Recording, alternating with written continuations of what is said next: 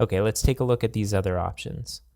For revision information, we can create a new revision, although this doesn't really make sense when we're creating our initial version of this page because there will only be a single revision at this point.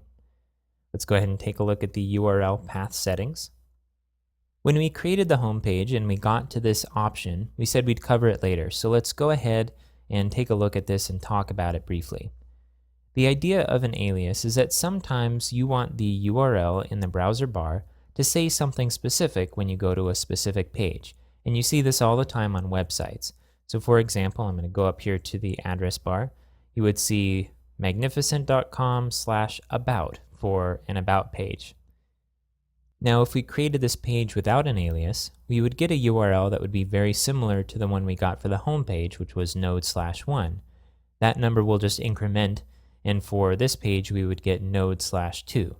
But let's go ahead and make this about by setting this URL alias input to about. And that's all we need to do in order to create a page at /about for this particular piece of content. Now the path node/2 will still work, but we have this alias, which is an alias for node/2 that will work as well. And in the future, we'll cover some modules that will allow us to create a single official alias so that if we do have multiple ways of accessing a piece of content, it will always point to our particular URL that we've chosen.